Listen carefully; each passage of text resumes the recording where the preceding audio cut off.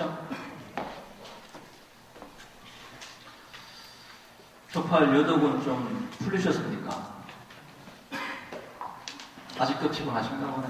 입이 안 떨어지시네. 저는 이제 그저 부인사 갔다가 컨셉 전에 또 원장님께 초파일 이렇게 잘하고 왔습니다 하고 보고를 드리고 오늘 아침에 왔습니다. 뭐 다른 지역들은 비가 와서 이제 많이 참 고생들 한 것 같은데 저희들은 그래도 비를 피해서 행사 참 잘했어요, 그죠? 내일하고 모레 이제 뒷정비가 나가 있는데 좀 많이 나오셔가지고 뒷정비 좀 잘해주시기 바랍니다. 자, 박영 이제 재받았다 답니다. 지난번 시간에 재받았다 이제 전생 이야기를 했죠. 그러니까 재받았다 선지식은 전생에 서가모니 부처님께 묘법, 이 대승법, 법화경이죠. 법화경을 전해준 그런 인연이 있습니다.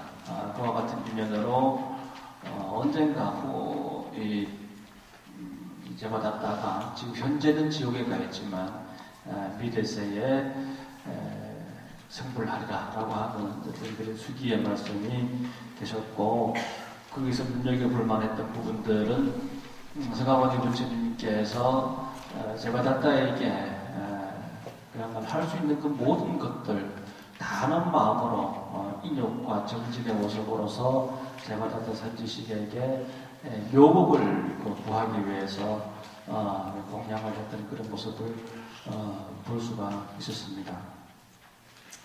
이 중요한 대목으로는 뜻이 묘법에 있었으므로 몸과 마음에 게으름이 없었느니라라는 대목이 있었죠. 뜻이 묘법에 있었기 때문에 서가모니 부처님께서 재받았다 선지식에게 여러 가지 공양을 해서 바치면서도 게으름이 없었다.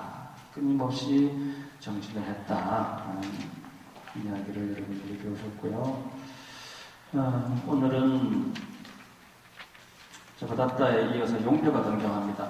이 재받았다 품이 참 중요한 이유 중에 하나가 우리가 상상할 수 없는 그런 인물들, 재받았다라든가 용녀 같은 인물들이 단순히 그냥 깨달음 정도가 아니라 승부를 합니다. 불도를 다 완성을 하는 그런 수기를 갖게 되는 모습을 볼 수가 있는데 굉장히 참 극적이죠. 내용 자체가 상당히 극적입니다. 이 재받았다 품은 사실은 이 내용적으로 보면은 사실 이 28품 중에 이 12품 재받았다 품은 약간 생뚱맞아요. 내용 자체가 참 그런 것이 아니라 이 내용, 이 1품부터 28품까지 내용의 전개 과정을 보면 약간 생뚱맞는 부분이 있어요. 한번 보시면 여러분들이 견보타 품에서 부처님께서 이 말세에 누가 이 묘법연화경을 널리 전하겠느냐 스스로 맹세의 말을 하라 라고 하면서 견보타품이 끝나게 돼요. 그렇게 끝나는데 갑자기 생뚱맞게 재받았다가 등장하고 용녀가 등장한단 말이에요. 자, 그럼 이 재받았다 품, 이 12품이 없다고 생각하시고 11품이 없다고 생각하시고 13품을 한번 여러분들이 보세요. 13품을 보시면은 그때 야광보살 마살과 대요설 보살 마살 등 2만 보살 권속과 함께 부처님 앞에서 이런 맹세의 말을 하였습니다. 오직 원하옵건대 세존이시여 심려하지 마시옵소서. 저희가 부처님께서 멸도하신 후에 마땅히 받들어지며 독송하여 이 경전을 설하겠나이다 하고 자연스럽게 이 견보타품하고 이어지게 되어 있어요. 누가 맹세의 말을 하겠느냐라고 이렇게 하면서 견보타품이 끝났잖아요. 그죠? 근데 건지품에 보면 12품을 건너뛰어서 건지품을 보면은 자연스럽게 저희들이 하겠습니다 하고 맹세의 말을 하고 있잖아요.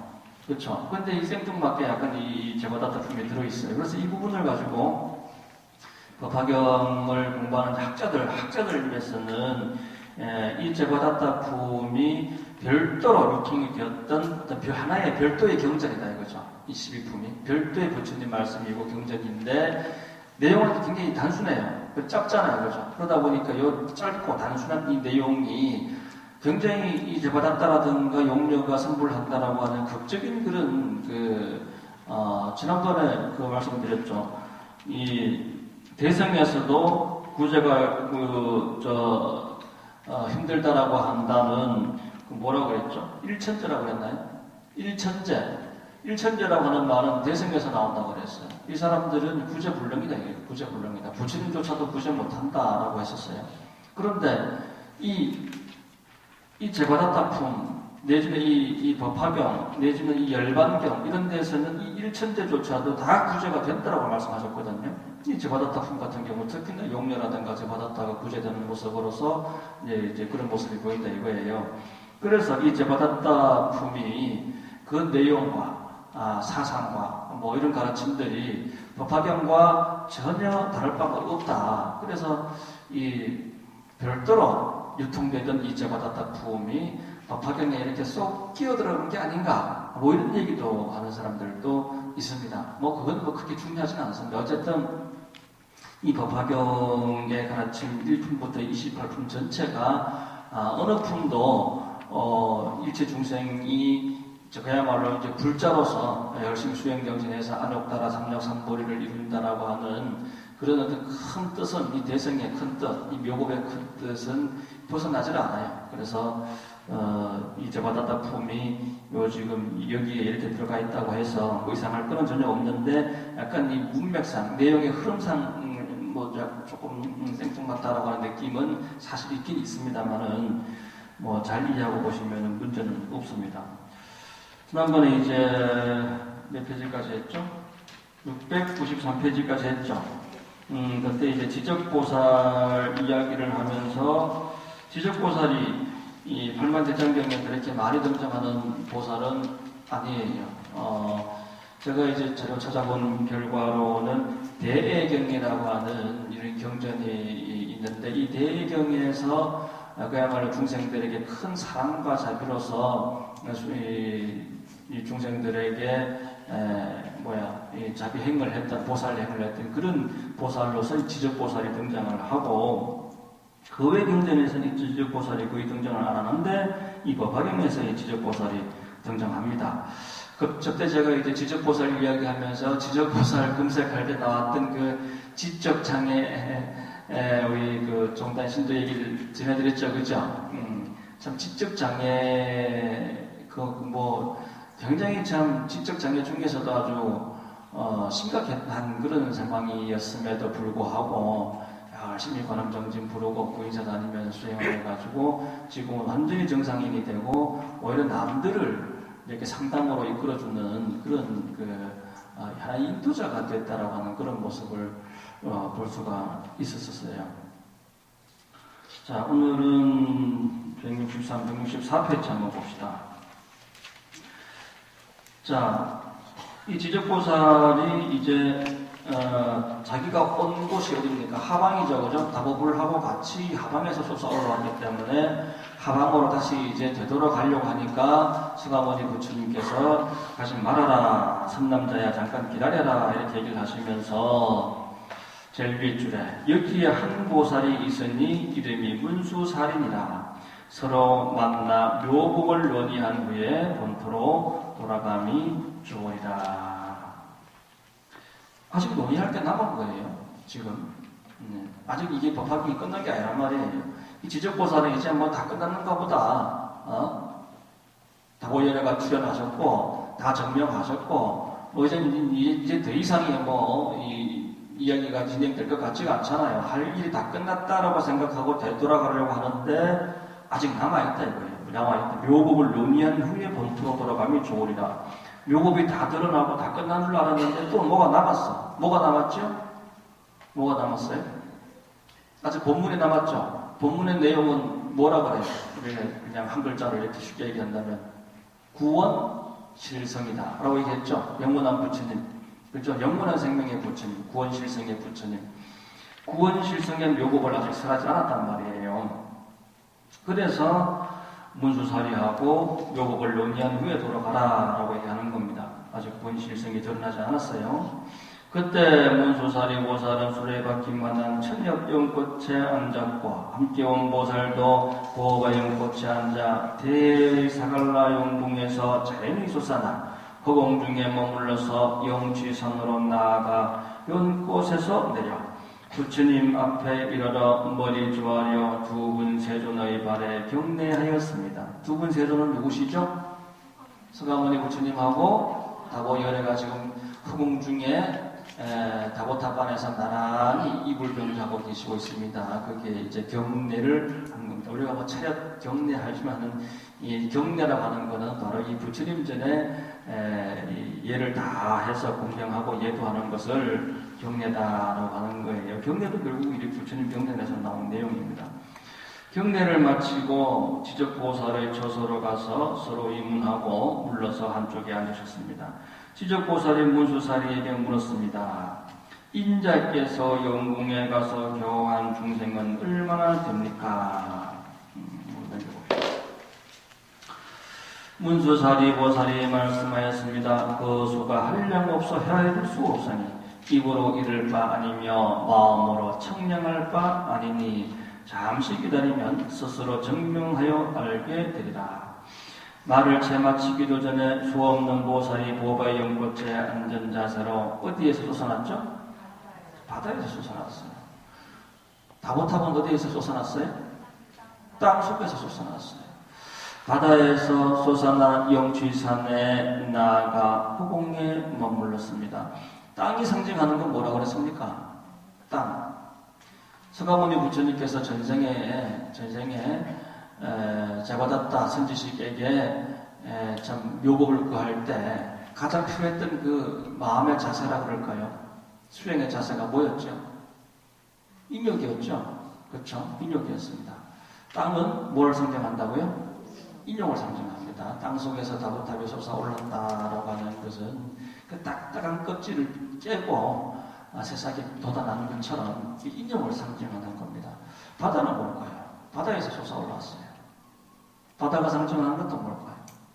제가 여러분들께 누차 말씀을 드렸습니다만 대승보살, 법화경을 비롯한 이 대승보살도가 대승보살도를 실천하는 데 있어서 가장 필요한 것 두 가지가 뭐라고요?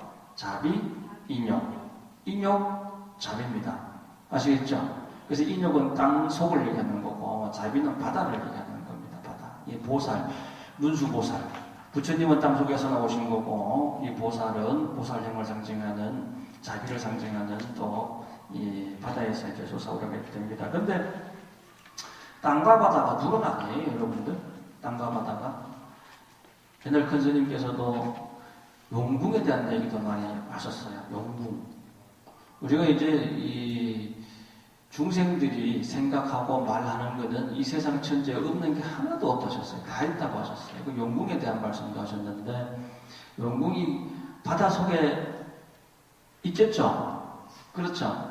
근데 그 바다 속이 어디냐면 이 땅을 가리키기도 하셨어요. 이 땅.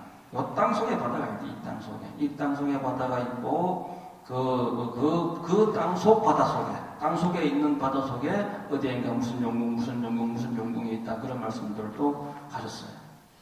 그리고 이제 재작년에 제가 이제 큰 스님 모시고 이제 백두산에도 다녀오고 했습니다만은 제가 백두산 다녀온 얘기도 한번 말씀드렸었죠.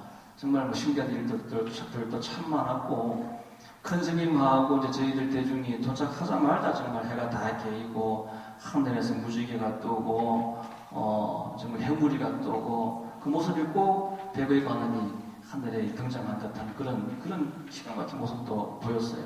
계속 비가 오다가 저희들이 도착하다 그냥 이제 개어가지고 백두산 천지를 이렇게 보게 됐는데 근데 이대 큰 스님 말씀으로는 백두산에는 또 용이 몇 마리 산다. 어디에 또 용이 또 어디에 얼마가 있다. 백두산에 3마리가 산다 하셨어요.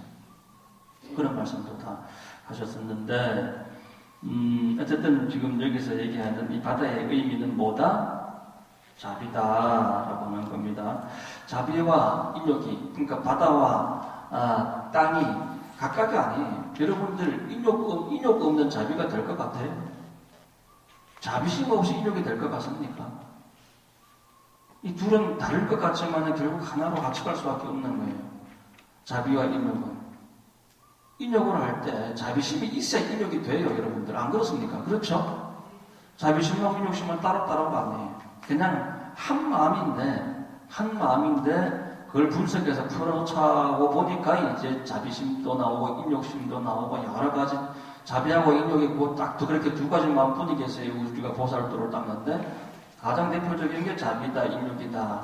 한 가지 마음을 여러 가지로 이제 분석해서 나눠서 이 마음, 저 마음, 이 마음, 저 마음을 여러 가지로 분석할 뿐인 것이지 이 결국 두 마음은 아닌 거예요. 이 모든 보살은 다 문수사리가 교화하여 제도한 보라바로서 보살행을 갖추어 다 함께 육바라미를 영위하고 본래 성문이던 사람은 허공 중에 있으면서 성문행을 살아다가 지금은 모두 대성의 공의 이치를 수행하고 있습니다. 공의 이치를 모르면요, 인욕도 안 되고 자비도 안 돼요. 공의 이치를 알아야 돼요. 공의 이치. 이 집착심이 없는 거예요, 공이라고 하는 거는.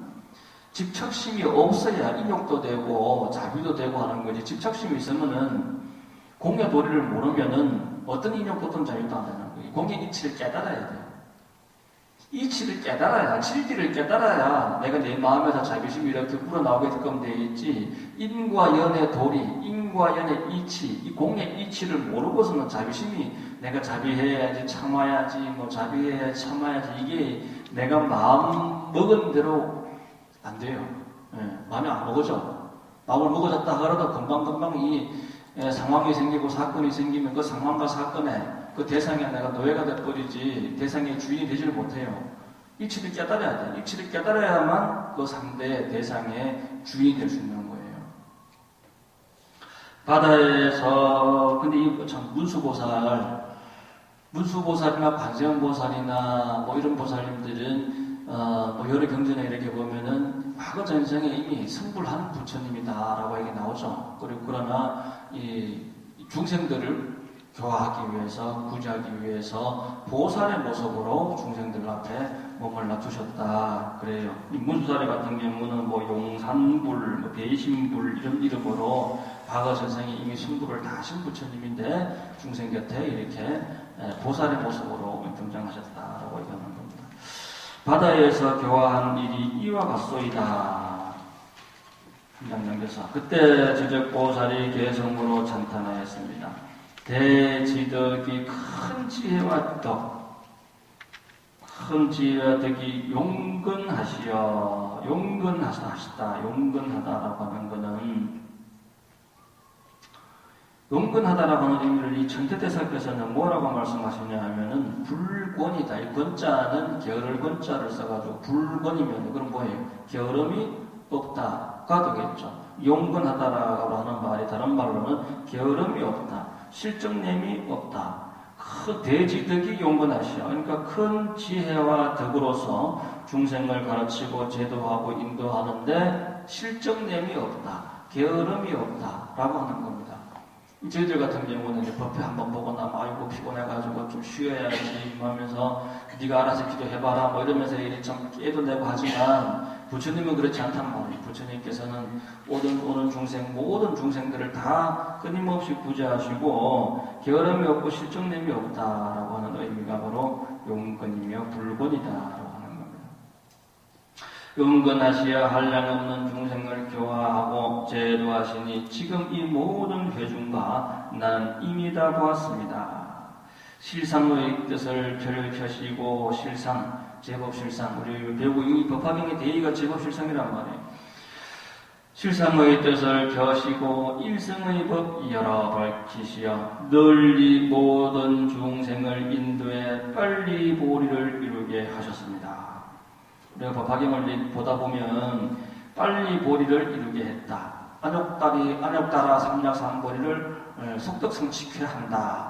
라는 대목을 이제 종종 볼 수가 있었습니다. 지난번에 우리 법사품도 그랬고, 앞전에 우리 경보탁품도 그렇고, 뒤에 나오는 뭐 삼불경보살품이나 뭐 보현보살권말품 이런 데 보면은 속덕성불이라는 얘기가 많이 나와요. 속덕성불. 그만큼 이 법화경을 의지함으로써 얻는 그 깨달음이 그 어떤 그 깨달음보다도 빨리 이루어진다.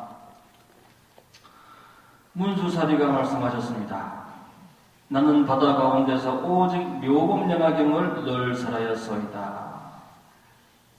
지적보살이 무주살이에게 물으셨습니다. 이 경은 매우 깊고 미묘해서 모든 경 중의 보배이며 세상에서 희유한 바이니 중생이 부지런히 정진하여 이 경을 닦고 행하여 빠르게 성불한 예가 있습니까? 속덕성불이라고 그랬습니까? 속덕보리를 이룬다고 했습니까? 빨리 성불한 예가 있습니까?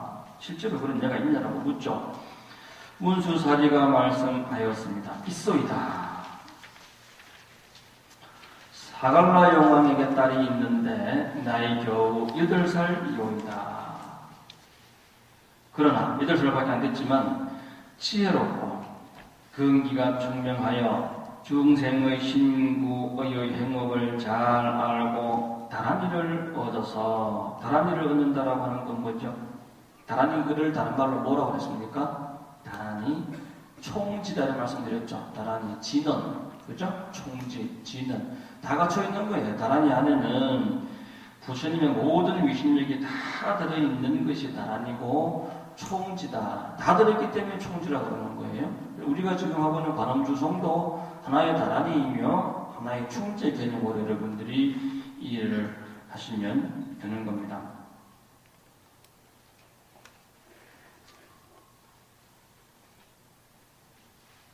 여덟 살 된 우리가 이제 사람들의 편견을 가지고 있는 거예요. 나이가 작으니까, 여자니까, 재받았다니까, 그렇죠? 그런 편견을 가지고 있는데 지금 우리가 가지고 있는 편견을 다 깨는 거예요. 이 법화경은 그렇습니다. 여러분들이 가지고 있는 편견을 다 깨는 거예요. 이 재받았다 품이 중요한 이유가 그거거든요.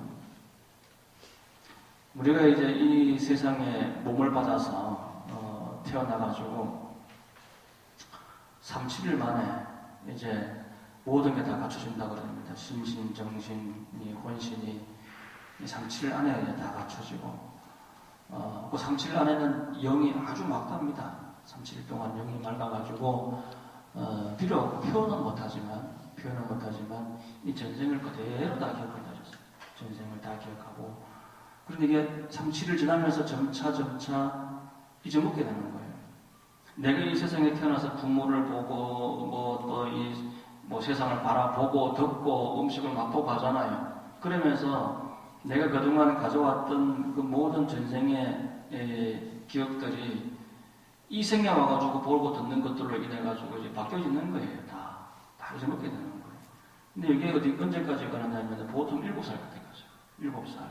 7살, 8살을 잘 안 넘는다고 그래요. 그래서 여러분들 그 티벳의 그 달라이라마 얘기 들어보셨죠? 달라이라마 그 전생을 테스트할 때 어린 아이들을 데리고 테스트합니다. 7살 넘는 아이들을 가지고 테스트를 안 해요. 어린 아이를 상대로 가지고 너 전생에 뭐였니? 어디 있었니? 어디 있었으면 거기는 어떻게 생겼니? 전생에 누구였다면 너는 또 누구랑 살았니? 뭐 이런 거 있잖아요. 그렇죠. 그런 것들을 이제 굉장히 많은 질문을 한다 그래요. 그러면 그 아이는 그 질문에 대답을 그대로 다 한답니다. 실제로 볼 때 검증을 하는데 찾아가서 진짜 그런 아이가 살았는지 그런 걸 다 검증을 해가지고 다음에 차기에 달라이라마로 또 이제 추존을 하고 그런 의식이 있는가 봐요. 근데 7살 넘어가면 이 전쟁 기억을 못하는 거예요. 그러니까 우리가 나이가 어리다고 해가지고 무조건 어린 것으로 취급하고 아직 니는 몰라 철이 없어 그런 게 아니라 오히려 그 아이들은 전생을 더 기억하고 있는 거고 우리가 모르는 그런 더 그 순수한 내면의 세계가 그 아이들만의 세계가 또 갖춰져 있겠죠. 우리가 불교라고 한다라고 하는 이 종교가 작은 모래알 하나하고 또 작은 풀잎 하나하고 그 풀잎 하나에 모래알 하나에 모든 이치와 조화가 모든 인과 연이 그 안에 다 갖춰져 있고 그것들이 있어서 내가 존재하고 살려질 수 있다라고 하는 그런 인연법의 그 개념으로 바라본다면은 차별이 없고 평등한 거죠. 그래서 이 법화경에서는 일체 모든 것들, 상담한상 존재하는 모든 것들의 존재의 실상을 알고, 그러니까 존재의 실상, 제법의 실상을 알고, 그 제법의 실상을 깨달으면 내가 부처가 되는 거예요. 존재의 실상, 이 제법의 실상, 이 실상법을 여러분들이 똑바로 제대로 알아야 되는 거예요. 우리가 내가 산다라고 하는 게 뭐고, 내가 살아가는 이 세상은 뭐고 하는 어떤 그런 이 존재의 실상의 생명의 실상을 여러분들이 알아야 내 개인의 인생이 아니라 우주의 인생을 여러분들이 살 수 있는 거예요.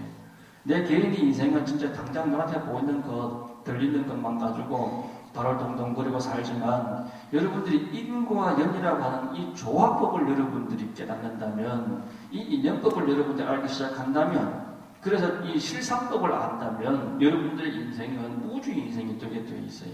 그래서 개인의 인생에서 우주의 인생으로 계하에서 범하로 나아가게끔 노력하고 사는 것이 바로 이 법화경을 수행을 하는 거고, 우리가 이 불법을 수행하는 이치가 그런 겁니다.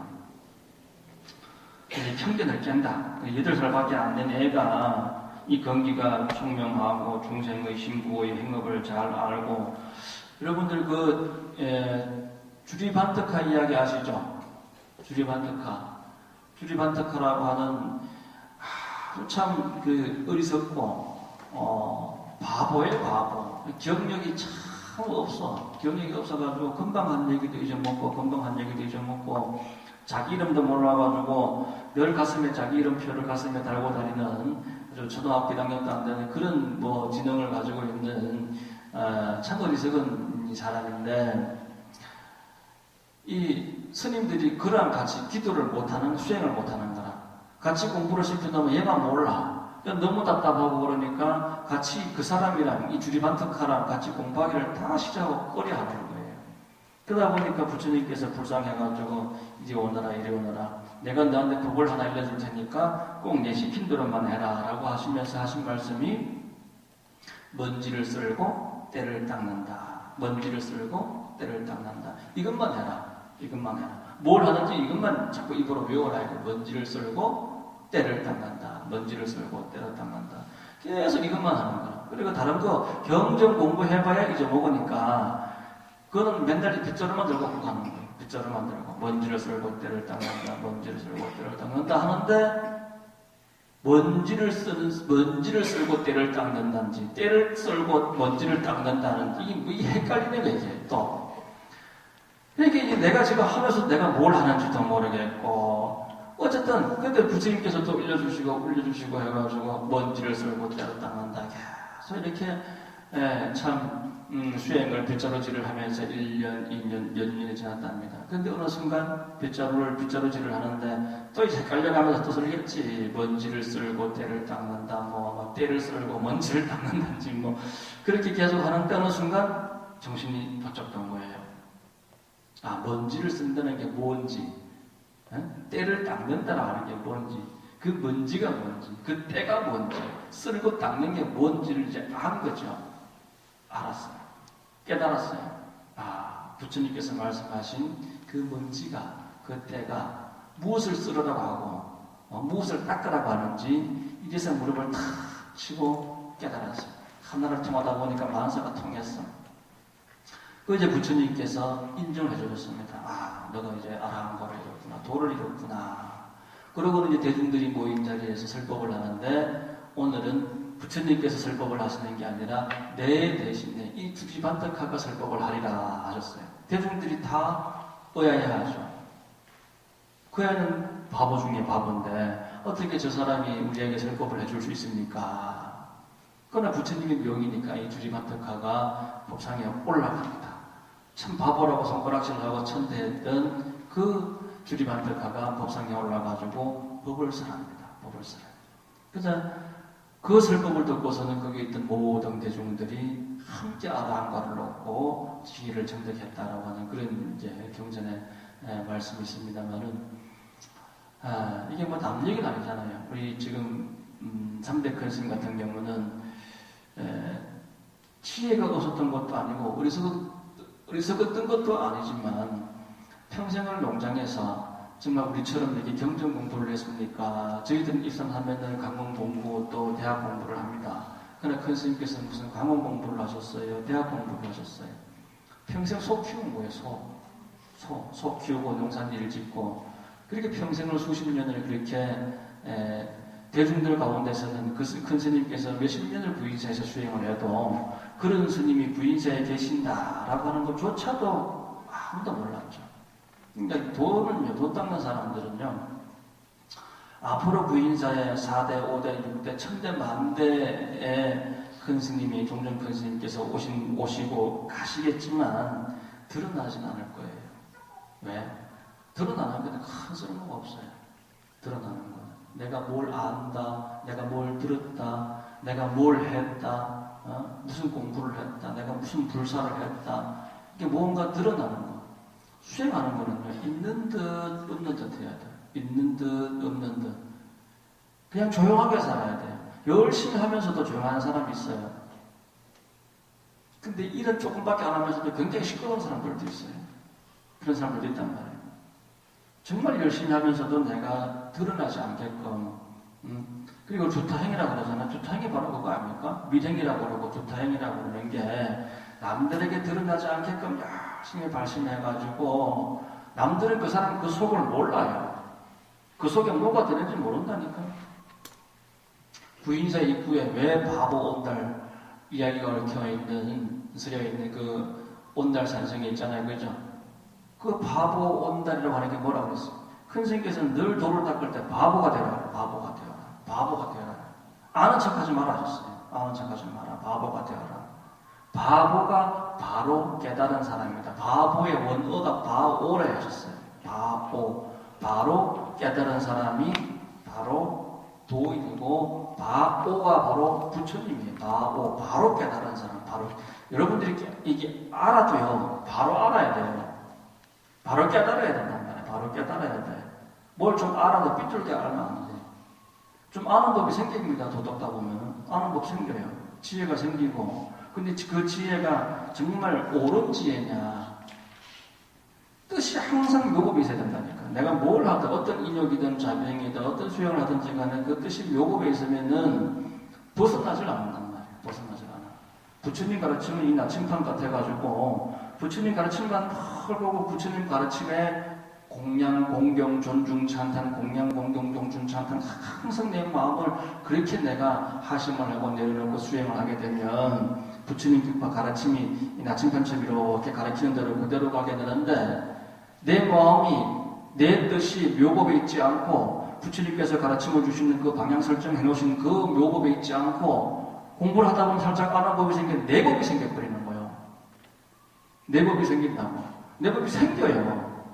내법이 생기는데 그 내법을 내가 내법이라 인정하면 안 되는 거예요. 그 순간 그 돈은 거기서 멈춰버리게 되어 있어요.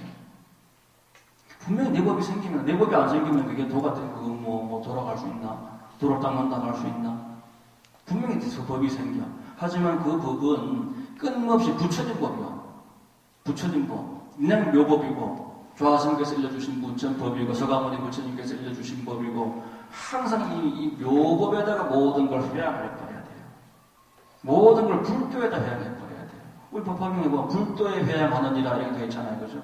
모든 걸 내가 아는 법이 있어서 이건 불도에 회양하고 불도에 회양하고 그래야죠. 알아도 아는 게 아니어야 되는데 알아도 아는 게 되어버리면 그거는 더 이상 이제 나아가질 못하고 오히려 아는 게 병이 되고 아는 게 상이 돼가지고 업이 돼. 내가 지금까지 수행하는 게 업이 되고 내가 지금까지 불사를 일으켜놓은 게 이게 업이 되고 업은 장입니다. 고통입니다. 번뇌 망상입니다. 내가 무엇을 했다. 무엇을 이루었다. 법화경 공부를 내가 이만큼 했다. 라고 하는 그 장애가 돼버려요. 결국은 오히려 그런 공부는 하지 말았어야 됐을지도 모를 그런 경우가 생길 수 있어요. 제가 이제 동해 마레사 주지를 6년 하면서 옛날에 여러분들 아실 거예요. 동해라고 하는 도시가 없었었어요. 강릉 밑에 동해 아시죠? 네, 삼척 위에 강릉 밑에 그 동해가 옛날에 동해가 없었었어요. 그거 이제 옛날 명주군이 있었지. 명주군이고 삼척 일부하고 명주군하고 이렇게 정확히 모르겠습니다. 그렇게 얹혀져 가지고 동해시가 생긴 거예요. 지금 동해가. 제가 있었던 그 부평만리사 같은 경우는 근데 동해죠. 동해만리사 같은 경우는 옛날에는 거기가 삼척이었죠. 거기가 부평 쪽은 삼척이었을 거라. 예. 그 삼척 옛날 삼척 그게 부평만리사가 이제 옛날 생긴 무렵은 거기가 아마 삼척인 걸로 알고 있어요. 어쨌든 그쪽에는 그 삼척, 동해, 이 강릉 이 지역까지는 조화스님 초기의 제자들이 참 많습니다. 그 중에 스님 한 분이 지금은 몇 년 전에 돌아가셨을 거예요. 이분은 이 이름을 대면 아실 수도 있는데 실명을 거론하기가 조금 곤란합니다만은 조사스님께서 열반하시고 하산을 했습니다.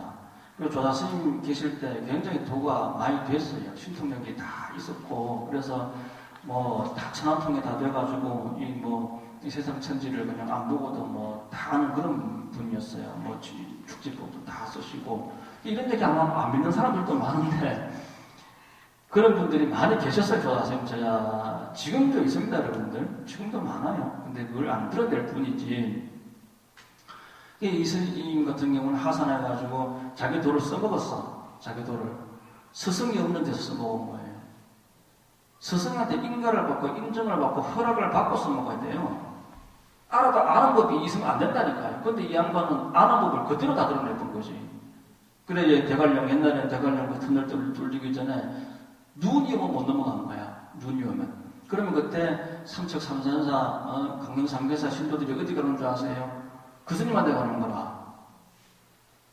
하산해가지고 자기 절을 조그만하게 청년 차려놨는데 그 스님한테 가가지고 스님 지금 대관령에 눈이 옵니까 안 옵니까? 항상 그 스님한테 물어보고 가.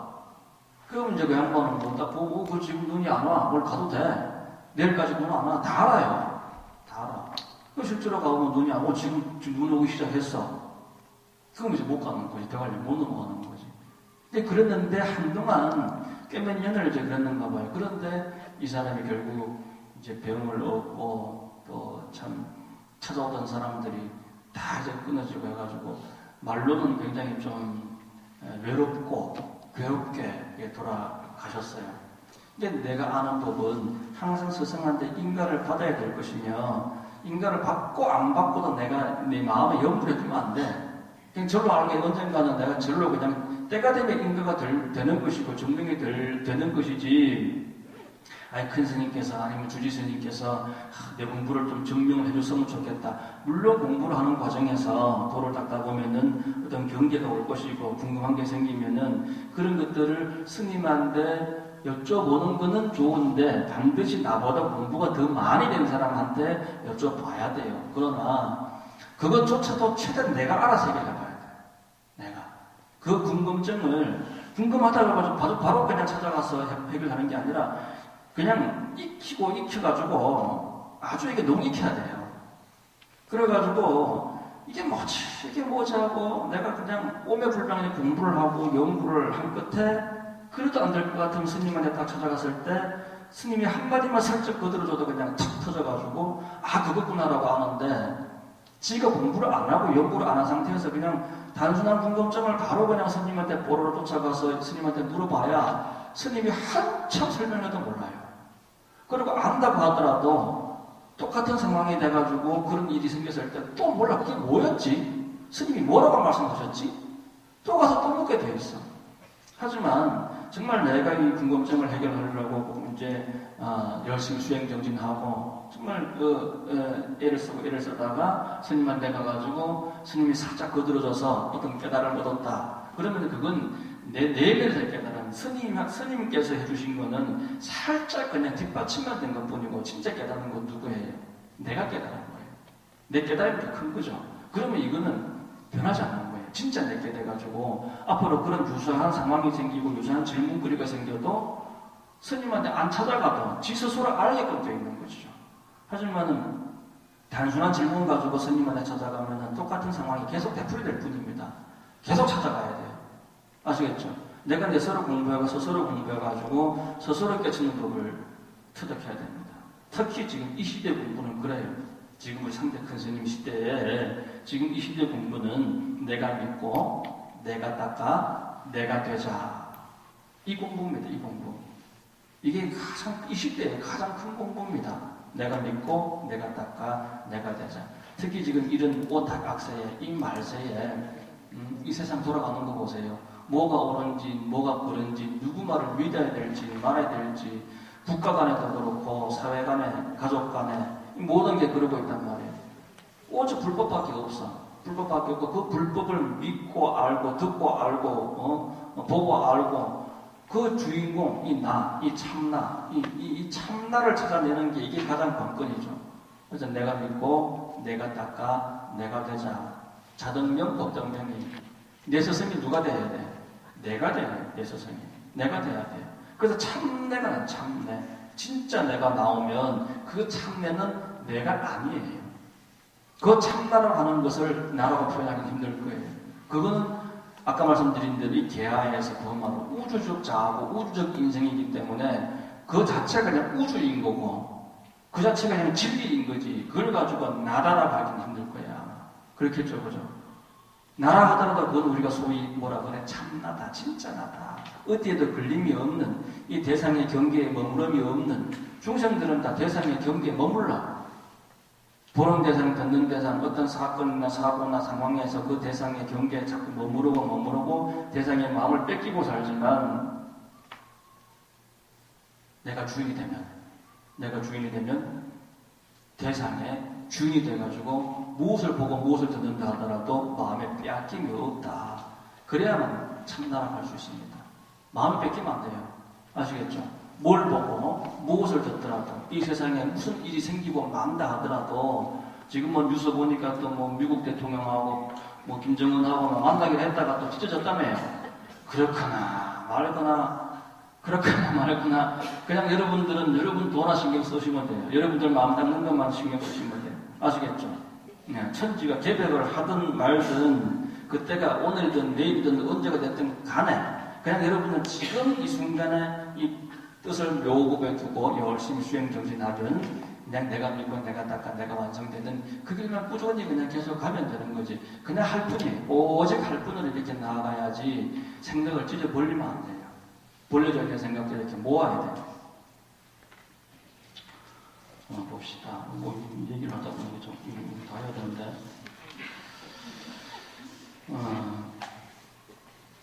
보자. 여러 부처님께서 설하신 깊은 비장을 다 능히 받아 지니고 깊이 선정에 들어 모든 법에 통달하여 찰나 사이에 보리심을 일으켜 불태전을 얻었나이다. 견제가 걸림없고 중생을 가엾이 생각하기를 마치 간단이와 같이 하며 중생을 가엾이 여긴다. 이 자비심이죠. 공덕을 갖추어서 마음으로 생각하고 입으로 연설하며 미묘하고 광대하며 자비롭고 어질고 겸양하여 뜻이 활악하고 우아하고 능히 보리에 이르렀나이다. 사람 해프면 안 돼요. 뭔가 이렇게 아끼는 게 있고 진중한 게 있어야 그 말 한마디의 무게가 그 가치가 그 그름 하나하나 그 손짓 하나하나가 정말 천근만근의 무게로 다가와서 그 사람이 각져지고 사람이 품격이 있어지지. 사람이 그냥 너무 이제 가볍게 그냥 보는 대로 얘기하고 그냥 하고 싶은 얘기 다 하고 뭐 어디 가고 싶은 데 다 가고 그러면 그게 모두가 되는 줄 아세요. 자비인양 공덕 부족하여 신념하고 구연호미 미묘광대하며 자비인양하며 지의화하여 능지보리 하나이다. 능지보리 하려면 어떻게 해야 돼요? 자심, 비심, 인, 양을 다 갖춰야 돼요. 자비, 인, 어질, 인, 양, 겸손할 양, 겸양하다, 이게 하심을 얘기하는 게 하심이지 뭐야. 지의화, 그 뜻이, 그 본 마음이 어떻게 해야 돼? 화해야 돼. 온순해야 돼요. 온순해야 돼요. 화목하고, 따뜻하고, 아는 이제 맑을, 아름다워야 돼요. 맑고 아름답고 우아하고, 그래야 된단 말이에요. 그래야만 어떻게 해야 된다? 능지보리하리다. 여러분들이 능지보리 하시려면은 자비 인양하고 지의화 하셔야 됩니다. 그냥 넘겨봅시다.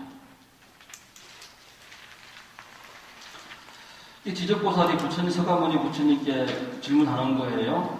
자, 서가모니 부처님께서는 공과 덕을 쌓아 보리도를 구하시되 쉼이 없으셨으니 삼천대 천세계를 볼 때 심지어 겨자 10만한 곳일지라도 이 보살이 하는 것은 서가모니 부처님의 전생의 보살도를 닦는 서가모니를 얘기하는 거예요.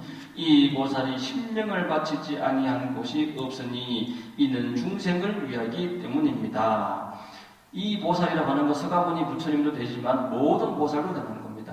여러분들이 어떤 시간 속에 머물고 어떤 공간 속에 머물더라도, 그러니까 어디에 언제 어디를 가더라도 불보살님이 신명을 바치지 않은 곳은 이 세상 천지에 있다 없다? 없다. 어디를 가더라도 여러분들 발걸음 닿는 그 곳, 어느 곳이든지 간에 부처님 불보살님이 신명을 다 바치고 피와 땀을 다 바치는 곳이다. 그래서 세상 천지가 이 세상 천지가 결국은 다 뭐예요? 불국토예요. 불국토. 부처님이 안에 계신 데가 없는 거예요. 불보살님이 신명을 안 바친 데가 없는 거고 불보살님이 머무르지 않은 데가 없는 거예요. 그러니까 이 발걸음 하나하나 머무르는데 얼마나 이게 참 소중하고 가치가 있겠어요. 제가 예전에 강릉 삼계사 가는데 저 횡성휴게소 한번 들렸어요. 서울에서 이제 가는데 횡성휴게소 들렸는데 젊은 부부가 초등학생 한 4, 5학년 되는 이제 아들이 하나인지 아들 하나를 데리고 내리는데 이 꼬마 애가 초등학생 4, 5학년밖에 안 된 애가 이 횡성휴게소에 내리자마자 가래침을 뱉으면서 그냥 길바닥에다 주차장 바닥에다 뱉고 있는데 그걸 아버지가 이쁘다고 머리를 쏟아놓고 있대. 그게 이쁜 겁니까?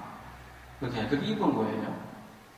아니, 그 공용장소고, 공용장소가 아니라 할지라도, 이 세상에, 내 땅이라 할지라도, 이 세상에 부처님께서 신명을 바치지 않은 곳이 한 곳도 없습니다, 여러분들.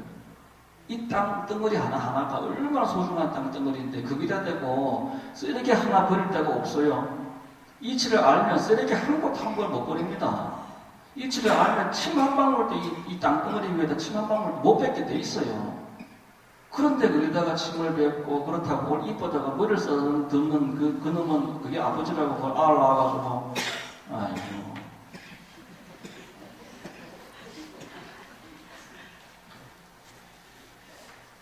자, 그런 후에야 보리도를 성취하거늘 이종녀가 잠깐 사이에 정각을 이룬 일은 믿어지지 않습니다. 근데 이게 지금 지적보살이 얘기하는 거죠. 근데 이 지적보살은 이게 문수보살 같은 경우는 원교의 보살이고 지적보살은 별교의 보살이에요. 원교의 보살, 이미 이 묘법을 아는 보살이죠. 근데 별교의 보살은 묘법을 몰라요. 그러니까 이 보살도에 이제 처음 이게 입문한 그런 이제 보살이지. 지적보살은, 이 별교의 보살은 다 구별하고 분별해서 아는 그런 보살이란 말이에요. 근데 원교의 보살은 무분별법을 다 통달하신 부처님, 거의 부처님과 진배 없는 그런 원교의 보살이 문수보살 같은 분인데, 지적보살은 지금 그런 이치를 모르니까 이런 소리를 지금 하고 있는 거예요, 지금. 말이 다 하기도 전에 그때 용왕의 딸이 호련히 앞에 나타난 머리 조아려 예배 공경하고 물러나 한쪽에 머물러 개성으로 찬탄했습니다. 깊이 재와 복의 상에 통달하시어 시방을 두루 비추니 재와 복의 상에 통달했다. 우리가 이 죄도 짓고 복도 짓고 살지만은 죄는 어디서 오고 어디로 가고 복은 어디서 와서 어디로 가고 여러분들도 살다 보면 기쁜 일도 있고 슬픈 일도 있고 힘든 일도 있고 그렇습니다.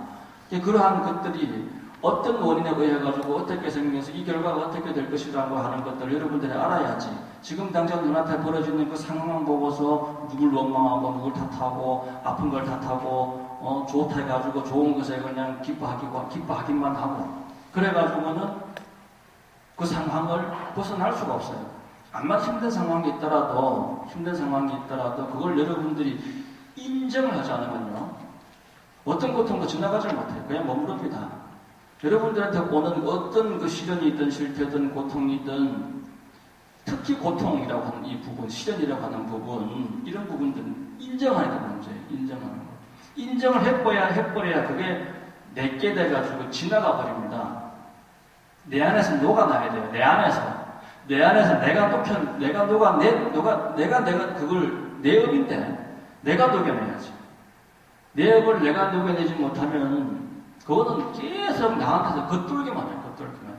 그 업은 평생을 나를 따라다녀. 이 생에 다 못하면 다음 생에도 또 오게 되어 있어요. 다음 생에. 다음 생에 그걸 또 받게 되어 있어. 하지만 딱 인정을 해버리고 딱 받아버려야 돼. 받고 그냥 내가 그 업을 수리를 해버리란 말이에요. 고쳐버리란 말이에요. 상처가 나면 내가 딱 받아가지고 그걸 내가 무슨 이 약을 바르든지 해가지고 고쳐버려야 되잖아요. 그죠?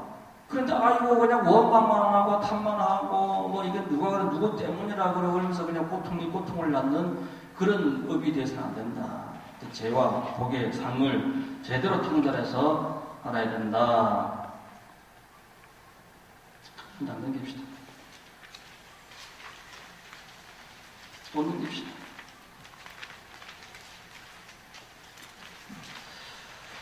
그 중간에 그때 용녀에게 한 보주가 있으니 용녀가 이제 보주를 가지고 있어요. 이 보주가 있으니 값이 3,000대천세계에 상당했습니다. 이게 뭘까요? 금이겠어요? 다이아몬드겠어요? 다이아몬드인들 무슨 3,000대천세계에 상당하겠어요? 이 보주는 뭐겠어요? 이 보주가 바로 묘법이요. 이 보주가.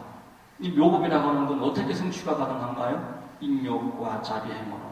보살행으로 성취 가능한 묘법이 바로 이 보주입니다.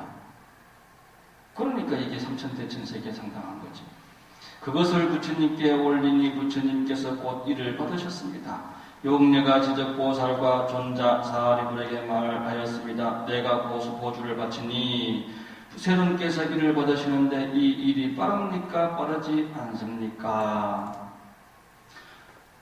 용녀가 부처님께 올리고 부처님께서 바로 받았잖아요. 빠르죠? 대답하되 심히 빠르도다. 용녀가 말하되 그대들 신통력으로 내가 승불하는 것을 보리니 이보다 더 빠르지다 하면서 신통력으로 승불하는 모습을 밑에 이제 쭉 보여주시는데 여기서 이게 빠르다라고 하는 거 보주를 부처님께 바치고 부처님께서 그 보주를 받으니 이건 빠르다 그러면서 그 뒤에 나오는 대목들 쭉 보시면은 이 용녀가 승불하는 과정이 순식간에 이렇게 보살행을 닦아서 승불하는 과정들이 이렇게 나옵니다. 여기서 빠르다라고 하는 게 뭘 의미를 하는지 우리가 한번 생각을 좀 해봐야 되는데 이게 인연법이라고 하는 거는 아주 철대철미해요. 그 시간과 그 공간에 딱 그렇게 되게 돼 있어요. 그 시간 그 공간에 그게 그대로입니다. 그대로. 그것처럼 철두철미하고 정확한 게 없어요. 그래서 빠른 거예요. 그 도라고 하는 건 아주 신속한 겁니다. 이것처럼 신속한 거 없고 이것처럼 정확한 게 없어요. 그래서 빠르다 그러는 거지. 씨를 봄에 심으면 가을에 거두지. 그렇죠? 언제 심어서 언제 거두느냐라고 하는 그 기간이 중요한 게 아니고 뿌렸으면 거둔다라고 하는 그 자체가 신속한 거예요. 뿌렸으면 거둔다는 그 자체가 무엇보다도 빠른 거예요. 그게. 이해를 하시겠어요? 그 인과법이라고 하는 게 빠른 거예요. 인과법은 속임이 없고 그대로 가는 그대로기 때문에 이것처럼 정확하고 이것처럼 신속한 게 없는 거예요. 그렇게 이해를 하셔야 돼요. 그렇게. 넘어가 봅시다.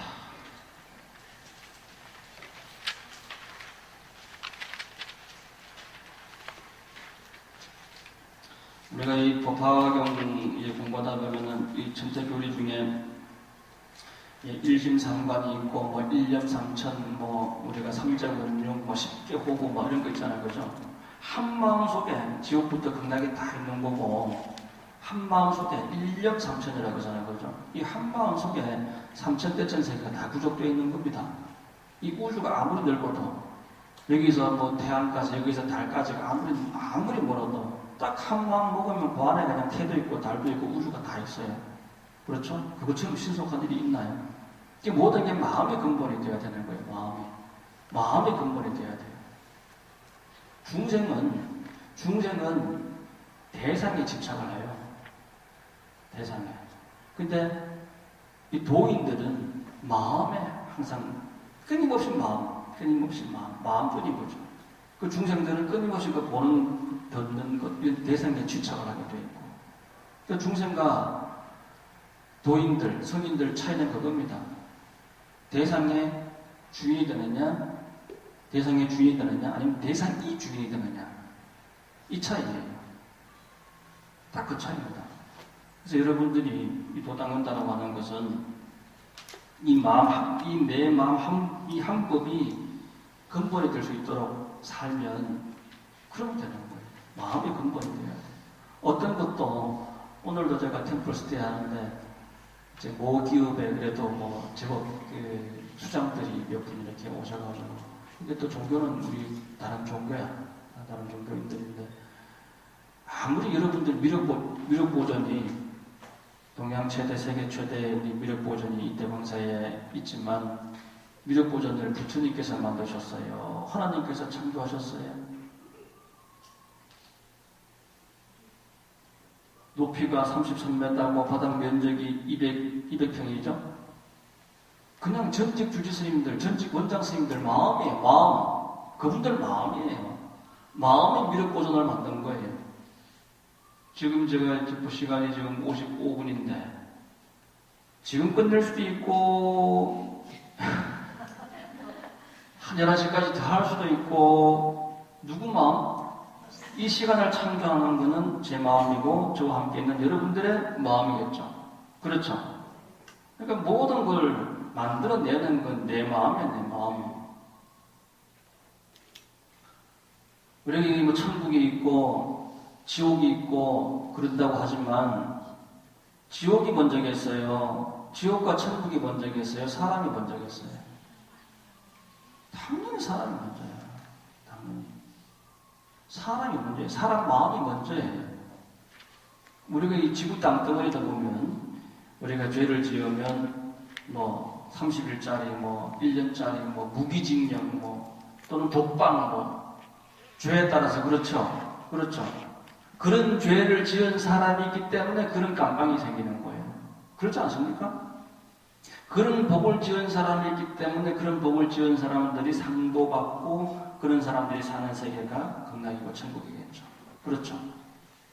무슨 독방이 먼저 만들어지고 죄 지은 사람이 나중에 만들어지고 이게 아니란 얘기예요. 모든 건 마음입니다. 모든 건 마음이 근본이 되어가지고 지옥도 만들어지게끔 돼 있고 극락도 만들어지게끔 돼 있고 사람이 짐승 마음 쓰면 다음 생에 짐승으로 태어나게끔 돼 있고 그런 것이지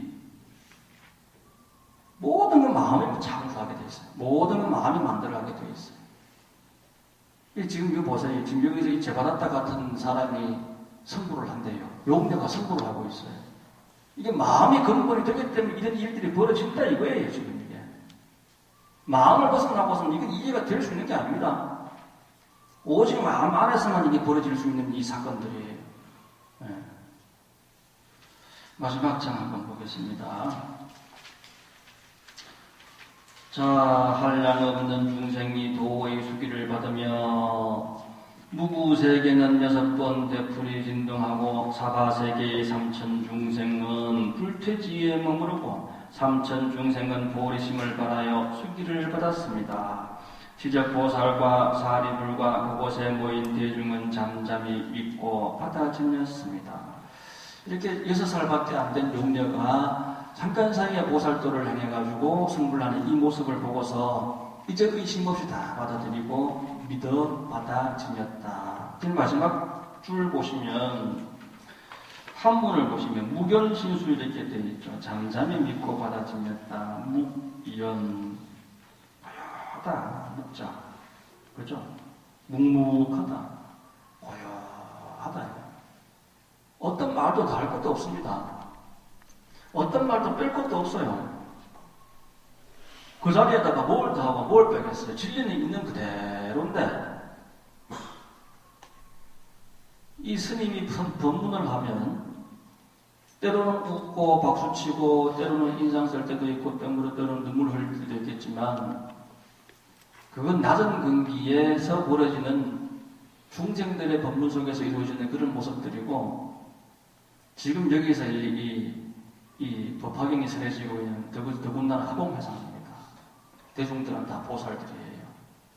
이 보살들을 향해서 이 설해지는 이 대목에서 용녀가 선물했다. 아이고 잘됐네. 박수치고 난리가 나겠지 우리들은 이제. 그죠? 근데 그렇게 아니야. 그게 무견신수하고 있다. 하다 그렇다 그대로다. 그대로다.